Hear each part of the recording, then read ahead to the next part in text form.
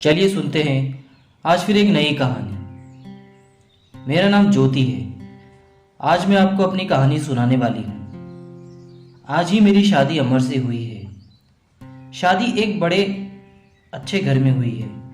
पैसों की कोई कमी नहीं है। मैं और मेरे पिता अपने आप को बड़े खुशकिस्मत मानते थे कि हमें ऐसा घर मिला है। सभी रिश्तेदार भी कह रहे थे कि ज्योति के तो भाग खुल गए, किस्मत वाली है।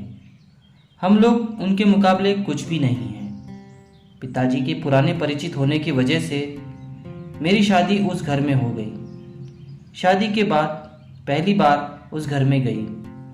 घर में जाते ही मुझे पता चला कि वो लोग कितने बड़े हैं। घर बहुत बड़ा था। पहली बार था जब उनका घर मैंने देखा था। सब कुछ बहुत अच्छा था। सुहाग रात का समय आ गया, लेकिन उसके पहले मेरी सास और ननद मुझे अकेले में ले गई। उनके चेहरे उतरे हुए और डरे हुए थे, जैसे कि कोई बात वो मुझसे करना चाहते हों। मैंने उन्हें पूछा, क्या हुआ, आप दोनों इतने डरे हुए क्यों हो? मेरी सास बोली, बेटा हम तुम्हें कुछ बताना चाहते हैं, लेकिन तुम यह सुनकर हिम्मत रखना। साथ ही मेरी ननद भी बोली कि अब हम जो तुम्हें बताने वाले हैं वो बात हम तीनों के बीच में ही रखना। यह बड़ा घर है, यहाँ बात फैलते ज़्यादा समय नहीं लगता, और वो बात सबके सामने आ गई तो हमारे घर की इज्जत मिट्टी में मिल जाएगी। अब तुम इस घर की बहू हो और तुम्हें इस घर का मान रखना होगा। उनकी बातें सुनकर मैं सच में थोड़ा डर गई। मुझे समझ नहीं आ रहा था कि वो लोग क्या बोलना चाह रहे हैं। मैंने कहा, आप बताएं, मुझे क्या बात है? मेरी ननद बोली कि हमें तुम्हारे पति अमर पर शक है। वो शायद हमसे कोई बड़ी बात छिपा रहा है। शायद वो मर्द, तुम समझ रही हो ना हम क्या कहना चाहते हैं। मुझे समझ आ गया था वो क्या कहना चाहते हैं। उनकी बात सुनकर मेरे होश उड़ गए। उन्होंने कहा कि मैं जानती हूँ कि तुम सोच रही होगी कि फिर हमने तुम्हें क्यों फंसाया, लेकिन हमारी भी मजबूरी है। हम यह बात ऐसे बता नहीं सकते थे, वरना सभी को पता चल जाएगी। सास बोली, वो रात में अक्सर बाथरूम में ही रहता है, पता नहीं वहाँ क्या करता है। जब भी उससे पूछो तो यही कहता है कि उसका पेट खराब है। कमरे में जाने के पहले अपने पति के लिए यह बातें सुनकर मुझे समझ नहीं आ रहा था कि मैं क्या करूँ। मेरी ननद कहती है कि तुम उससे बात करना, थोड़ा समय उसके साथ बिताओ, फिर उससे खुलकर बात करो। अगर कुछ हो सकता है तो हम जरूर करेंगे। हम तुम्हारे साथ हैं, तुम्हें अकेला नहीं छोड़ेंगे। सुहागरात वाली दिन, सुहागरात वाली रात, यह बात सुनकर मैं अपने कमरे में जा रही थी। मुझे अब डर लगने लगा था कि मैं उन कमरे में यही सोच रही थी कि मेरे पति अमर कमरे में आए। कमरे का दरवाज़ा बंद किया और दरवाजे में से जब वो आए तब भी उनके चेहरे पर खुशी नहीं थी जो सुहाग रात पर होती है। वो बिस्तर पर मेरी तरफ पीठ कर कर बैठ गए, कुछ परेशान और घबराए हुए लग रहे थे, और कुछ ही सेकंड में उठकर वो बाथरूम में चले गए। बिल्कुल वैसा ही हुआ जैसा कि उन्होंने मुझसे कहा था। करीब 1 घंटे से बाथरूम में ही थे। मैं बाहर चुपचाप अपने बिस्तर पर बैठी रही। उन्हें मैंने आवाज़ भी नहीं दी। मैं तो यही सोच रही थी कि मेरे साथ क्या हुआ। यही सब सोचते सोचते मैं बिस्तर पर लेट गई। करीब 2 घंटे बाद वो बाथरूम से निकले। मेरा अब उनसे बात करने का मन ही नहीं था। मुझे लगा कि मेरे साथ धोखा किया गया। वो चुपचाप अपने बिस्तर की साइड पर जाकर सो गए। सुबह मैं अपने आप को खुशकिस्मत मान रही थी और रात होते होते अपनी किस्मत को कोसने लगी। सुबह मैं जल्दी उठी और बाथरूम में गई। बाथरूम में जैसे ही गई मेरे होश उड़ गए, क्योंकि बाथरूम में एक नाइटी थी, साथ ही मेकअप का सामान। यह सब क्या था मुझे नहीं समझ आया। एक ऐसे इंसान से मेरी शादी क्यों करवा दी? सुबह मेरी सास और ननद ने मुझसे पूछा, क्या हुआ बेटी रात में? मैंने कहा वही जो आपने बताया था, और यह कहकर मैं रोने लगी। मेरी ननद ने कहा, माँ मैं कह रही थी ऐसे किसी लड़की की ज़िंदगी खराब मत करो, लेकिन तुम सभी ने मेरी बात नहीं मानी। अब यह क्या ऐसे ही घुट घुट कर यहाँ रहेगी?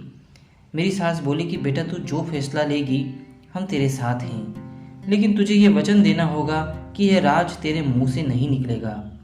अगली रात फिर वो मेरे कमरे में आए। मुझे अब उनकी तरफ देखने का भी मन नहीं हो रहा था। मैं चुपचाप अपने बिस्तर करके अपनी साइड पर सो गई, क्योंकि अब बात करने को रखा क्या था। उन्होंने भी अभी कुछ बात नहीं की। उसकी वजह से भी मैं जानती थी। थोड़ी देर वो बिस्तर पर बैठे रहे और फिर उठकर वो बाथरूम में चले गए। मैं समझ गई थी कि वो क्या करने गए हैं।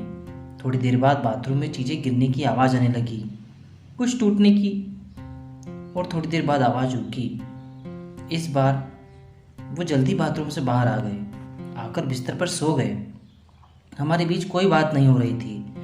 मैं तो यही सोच रही थी कि मैं क्या करूं। यही सब सोचते सोचते नींद आ गई। सुबह जल्दी उठी और फिर मैं बाथरूम में गई। लेकिन इस बार बाथरूम में जब गई तो सब कुछ बिखरा हुआ था।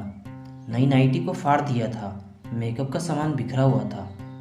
बाथरूम में कचरे में एक कागज भी था जिस पर लिखा था टू माई ब्यूटीफुल वाइफ। मेरे मन में अब शक आया कि ये सामान और कपड़े कहीं मेरे लिए तो इन्होंने नहीं रखे। लेकिन फिर मैंने सोचा कि मेरी सास और ननद मुझसे झूठ क्यों बोलेगी।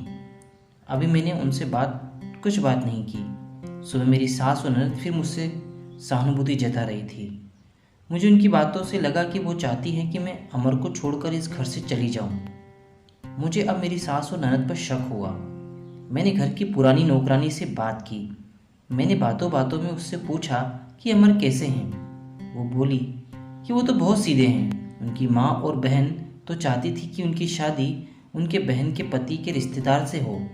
बहन और माँ तो बहुत कोशिश की, लेकिन उनके पिता नहीं माने और उनके दोस्त के परिचित की बेटी यानी आपसे शादी करवा दी। वो दोनों तो आपकी शादी के खिलाफ थे।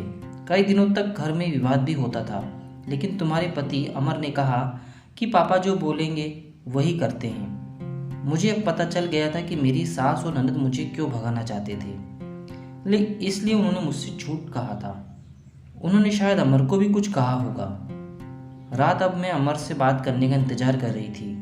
वो कमरे में आए तो उनका मुंह तो उतरा हुआ था। यह पहली बार था जब उनसे बात करने वाली थी। उनके आते ही मैंने कहा, आप मुझसे कुछ बात करना चाहते हैं? वो बोले, अब बात करने को रखा क्या है। पापा का विश्वास था कि घर अच्छा है, इसलिए मैंने माँ और बहन की ना सुनकर तुमसे शादी की और तुमने सच छिपाया। मैंने बोला, क्या सच? सच कि तुमने मुझसे शादी नहीं करना चाहती थी। तुम्हारी जिंदगी में अभी भी कोई और है। यह बात सुन तुमने ही तो माँ को बताई थी। घर की इज्जत तो पापा के कारण मैं चुप हूँ, कुछ कदम नहीं उठा रहा। और मैंने भी देख लिया, सुहाग रात जिंदगी में बहुत स्पेशल होती है। लेकिन मेरे बाथरूम में 2 घंटे रहने पर भी तुम्हें फर्क नहीं पड़ा। माँ ने सही कहा था कि तुम आवाज़ भी नहीं दोगी, बात भी नहीं करोगी। मैंने बोला, बाथरूम में रुकने को उन्होंने कहा था, और वो कपड़े और मेकअप वो मेरी बहन ने रखा था। कहा था पहली रात का गिफ्ट है तुम्हारे लिए, बाथरूम में रखा था। मैं उठकर उनके पास गई और उन्हें कहा, आपको पता है उन्होंने मुझे क्या कहा? फिर मैंने उन्हें सारी बात समझाई। कहा कि वो चाहते थे कि हम दोनों में गलतफहमी हो और हम अलग हो जाएं, ताकि वो जो चाहते हैं वो पूरा हो जाए। उन्हें गुस्सा आया, लेकिन मैंने कहा कि नहीं, अब हम इस बात को यहीं ख़त्म करेंगे और किसी को कुछ नहीं कहेंगे। उस रात मेरी सारी परेशानी और गलतफहमी दूर हो गई। वो थी मेरी सही मायने में सुहाग रात।